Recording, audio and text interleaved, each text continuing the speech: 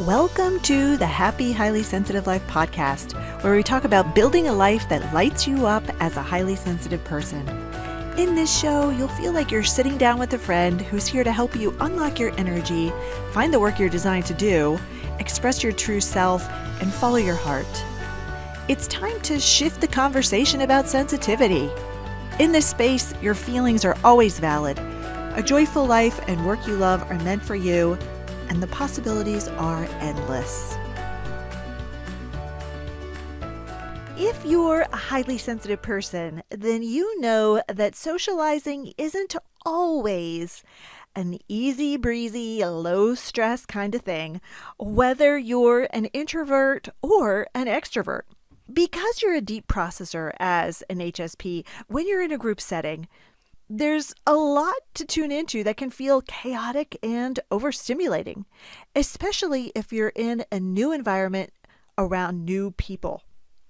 You notice the subtle body language of the people you're talking to. You're tuned into noise volume and hear the emotional tone of conversations around you. All of your senses are on full alert. This makes you perceptive and dialed in to the heartbeat of the space you're in. Your perceptiveness means you really see people. You get what drives people, and you have insights and perspectives that others might miss. You are a person of depth and substance.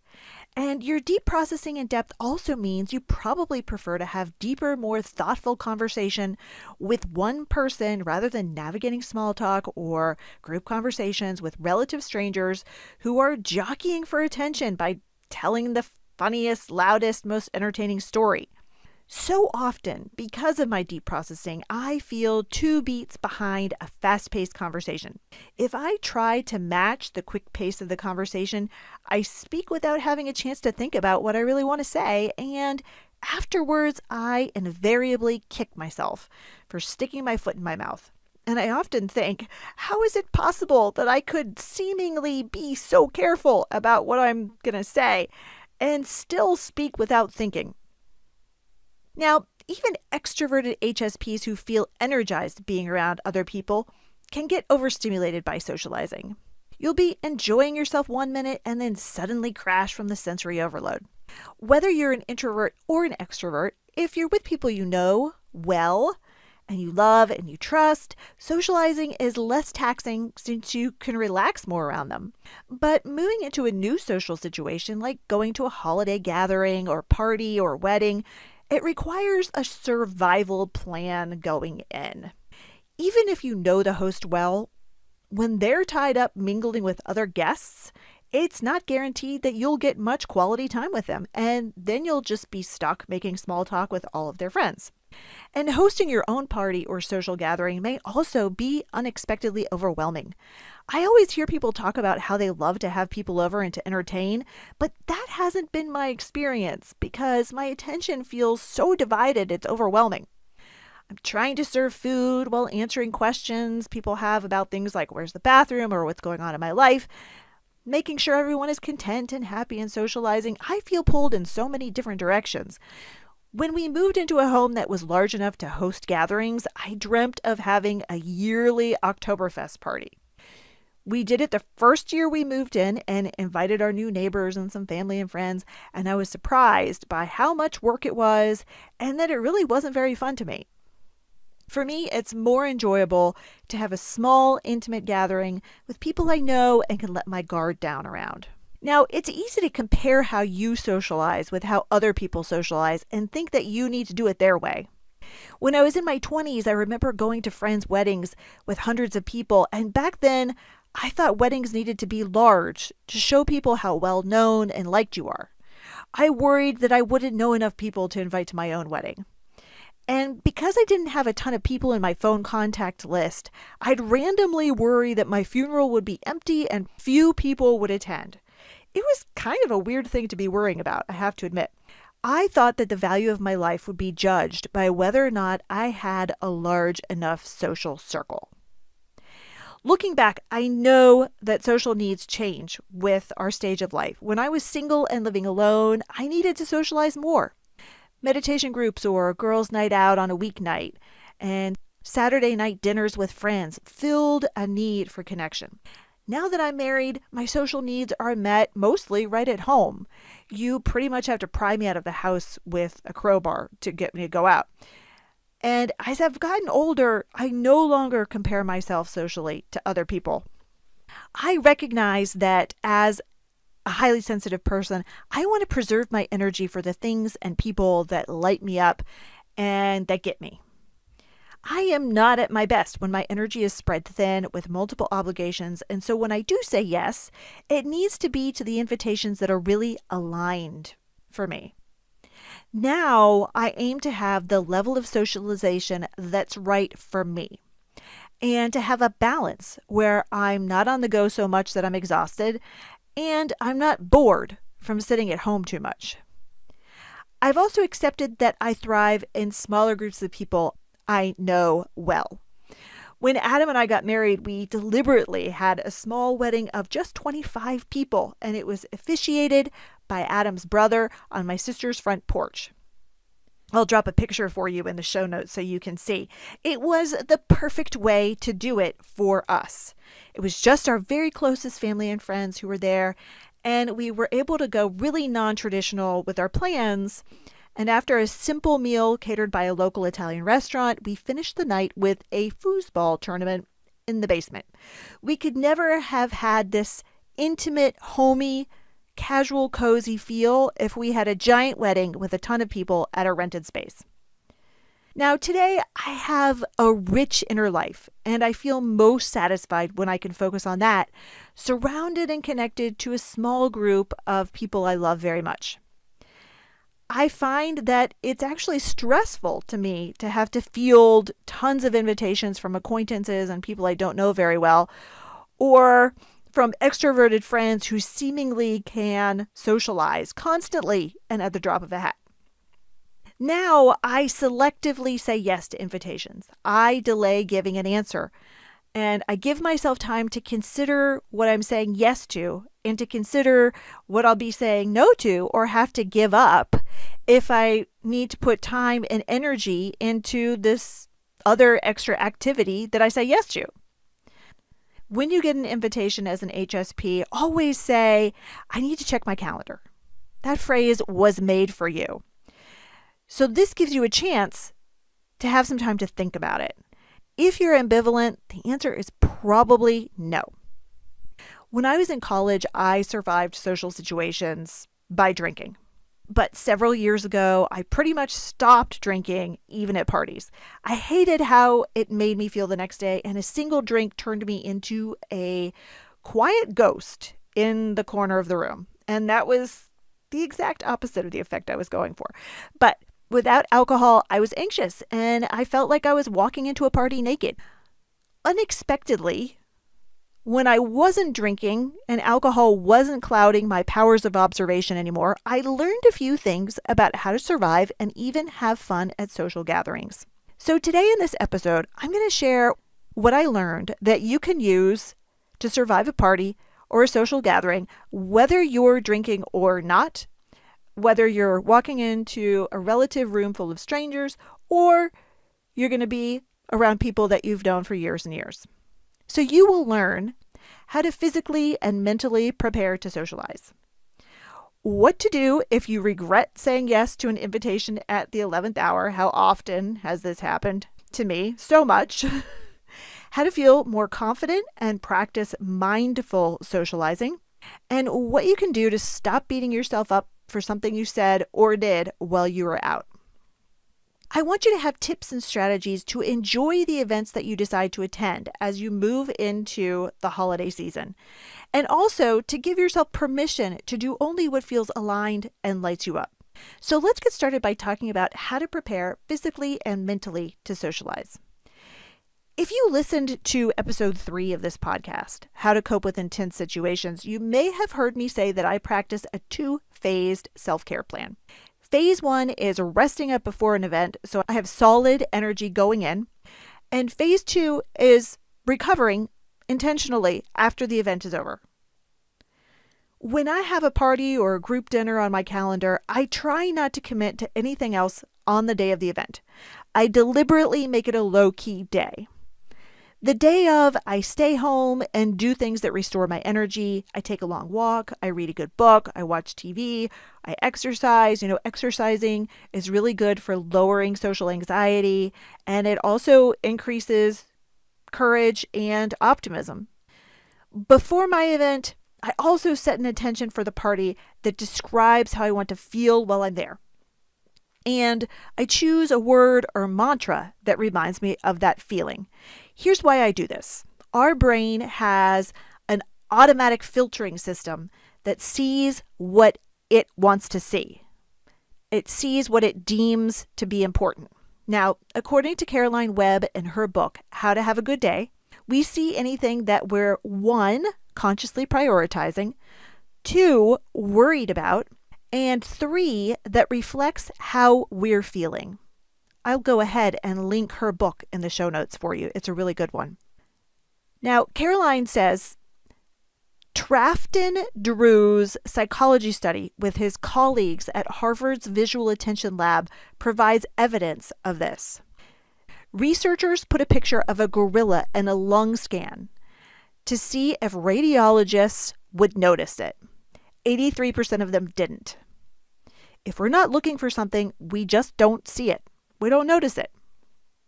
Our perception of our environment is so heavily skewed by our automatic thoughts and assumptions about what we're going to see and experience. So Webb gives us 3 questions to use to set intentions so we'll have a different experience going into a new situation. They're the 3 A's: aim, attitude, and attention. So first, identify your aim. Identify your aim. What's your goal or intention? What will make this event successful in your mind? Number 2, what's your attitude going to be? How do you want to feel in this situation? Number 3, where do you want to focus your attention? What do you want to see more of and then be on the lookout for? For my office holiday party 2 years ago, I set the intention to feel more playful. Playful is light, silly, and goofy and creative. It's definitely the opposite of stressed. With playful as my mantra, I volunteered to help organize the party. And then the morning of the party, I set my intentions using the 3 A's. My aim, I wanted to prioritize connecting with my coworkers and having fun. My normal default is to prioritize having everything perfect, which stresses me out and makes me impatient and less present. My attitude, I wanted to hold the intention to have more fun. My attention, I wanted to notice people having a good time rather than obsess over what wasn't perfect. With this intention, I was better able to notice how I was starting to stress about all the little details. Things like, how would I wedge a vase of flowers in my car so it wouldn't spill while I drove? Would the caterer show up on time? Would my coworkers enjoy themselves? Now, normally, I'd wedge the vase of flowers into my car so it stays upright in the car, trying to hold on to it as I drive. It's a recipe for disaster. I'd race around multitasking and worrying about whether the party would be good enough.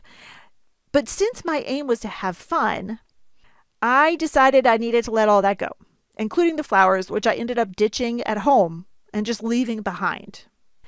My intention to feel playful led me to make different decisions so I'd be more relaxed. I started setting up earlier so I wasn't rushed. I had a coworker help me, which lowered my stress level and made it more fun. I called the caterer to confirm again, and then I let it go. And I could feel my lightness. My good mood was not affected by external circumstances or other people, and this was liberating.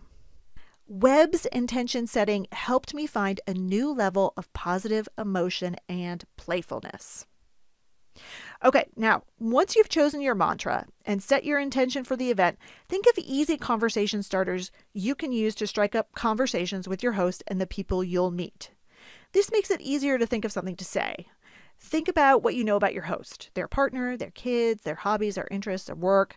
Come up with 3 conversation starters or go-to conversation topics. In a pinch, you can default to complimenting their home and to asking how long they've lived there.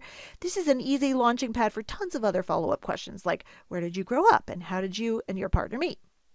Okay, so now that you're mentally prepared, eat something before you go out the door. Hangry is a bad way to go into any new situation. If I have low blood sugar, noise makes me jumpy, impatient, and quiet, and everything feels like a bigger effort.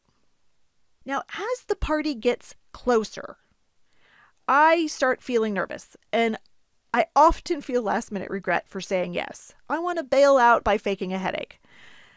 When these feelings start to creep up, I start rationalizing, oh, no one will mind if I don't show up. Okay, so if you do this too, this is the time to remember why you said yes. You do care about your friend or the cause, or you want to expand your social circle and meet new people.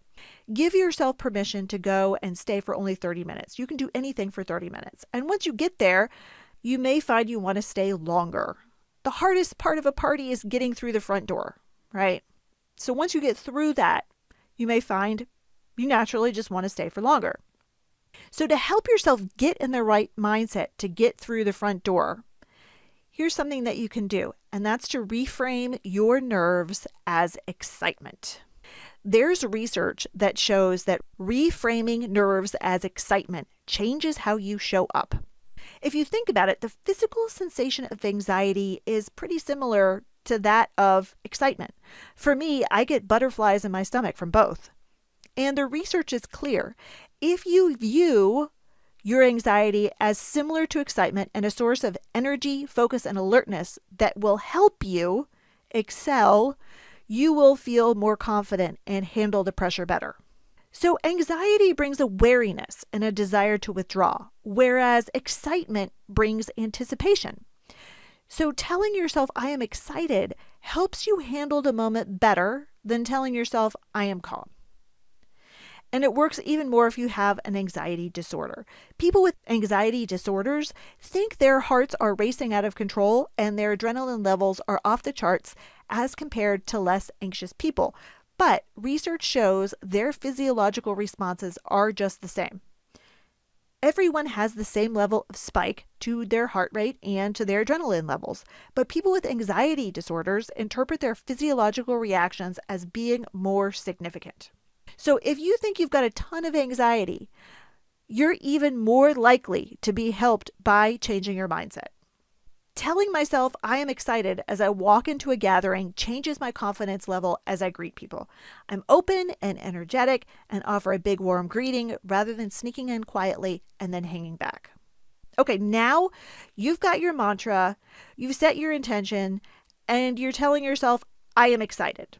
If you're showing up to a party alone, arrive on time. An emptier room is easier to go into than a packed one. You'll have more one-on-one time with your host, and they'll introduce you to people as they come in. You can also offer to help with setting up, which will keep you busy.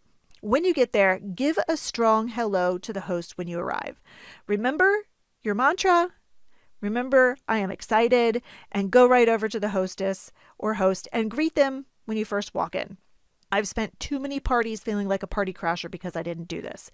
It relieves you from sitting in the wings waiting for the right timing to cut in, and it sets the tone for being included since they'll introduce you to other people. Once you're there, try to take a seat. Sitting is more grounding and it promotes a deeper conversation, and you only need to talk to the people on either side of you, which is less overwhelming. I always think that conversations held by a group of people who are standing up seem to be faster paced with louder, more boisterous storytelling, which has never been my forte, since I always seem to think of what I want to say once the conversation switches topics entirely. When you're at the get-together, also practice mindful socializing. Inject some mindfulness into the moment. Stay anchored by noticing how you're breathing. If you're holding your breath, as I am apt to do, your body thinks it's having an emergency and it's hard to think clearly. Periodically check in with your breathing to make sure you are still actually breathing. And if your heart is pounding, relaxation breathing is one of the best things you can do because your heart rate calms as you deepen your breathing. So there are two parts of the breath, the inhale and the exhale. The inhale speeds up your heart rate and the exhale slows it down. You want to focus more on deepening the exhale rather than inhaling. The exhale calms your heart And a fast, deep breath in may leave you hyperventilating. So instead, exhale through your nose, lengthen your out breath, using your diaphragm to force the air down to the spot below your belly button. Can you breathe out for a 10 count and in for a 5 count? That's 15 seconds per breath. Slow your breathing down to 4 to 6 breaths per minute. On your first few breaths, because you're probably holding your breath, you're probably not going to be breathing that deeply. That's okay. As you keep going with it, you will deepen your breath and begin to feel calmer. Okay, another thing to do is to scan your body for tension. I often find that in party situations, my shoulders are pinned up next to my ears, so I work on releasing my shoulders. And then give yourself support. If you're sitting, place your attention on the feeling of the seat supporting your body. If you're standing, feel the bottom of your feet touching your shoes and supporting you to stand. This helps you to feel grounded and to stay present in the moment. Give yourself breaks too. Go to the bathroom and just soak up the silence. Shut your eyes, breathe. Give yourself strategic breaks when you need it.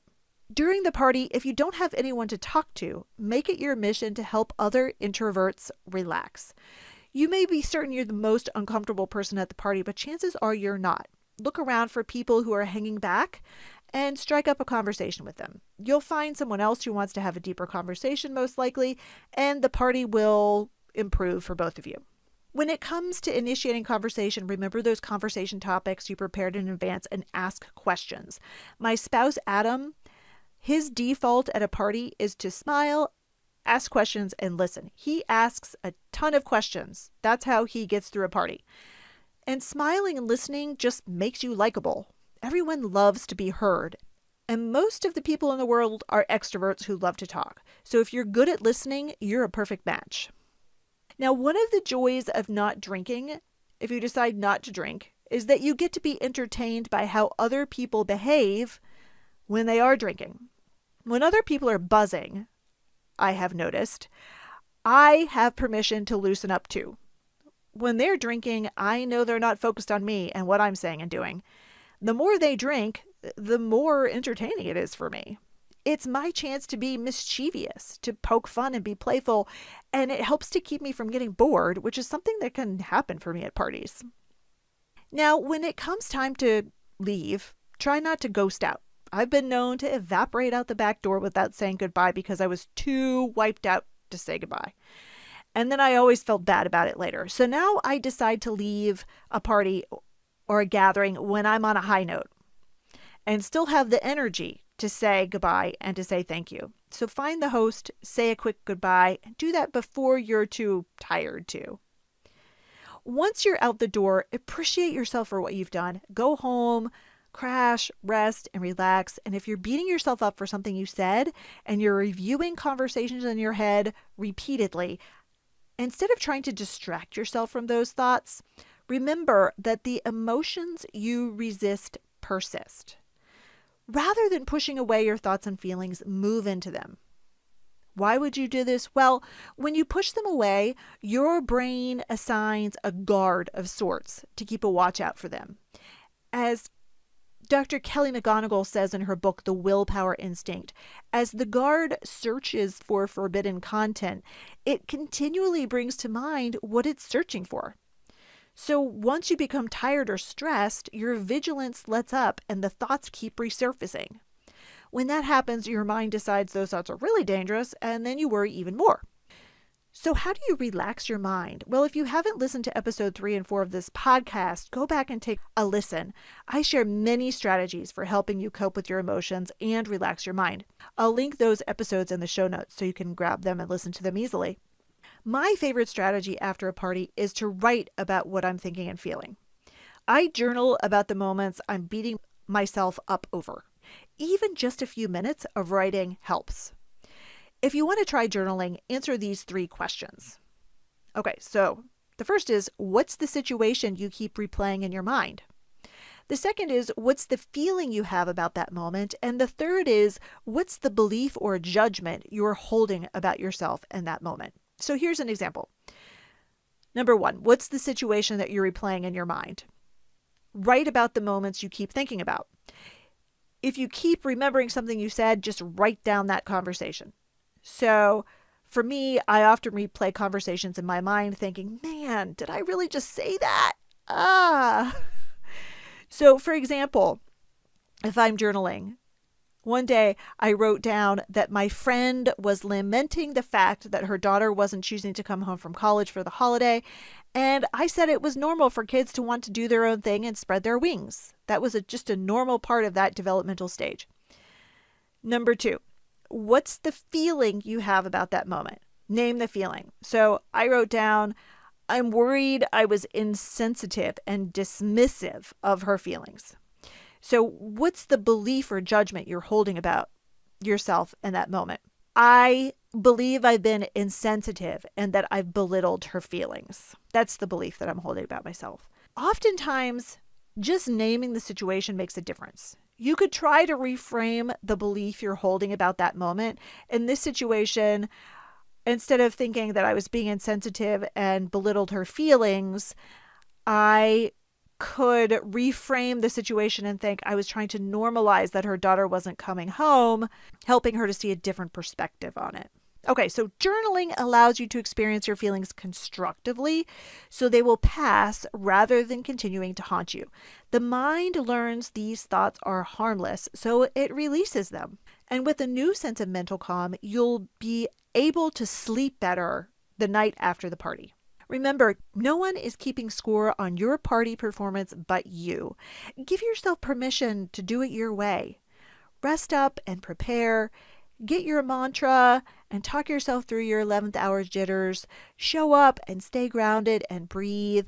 And try to release yourself from the need to compare yourself to the loud storytelling jokester in the center of the room.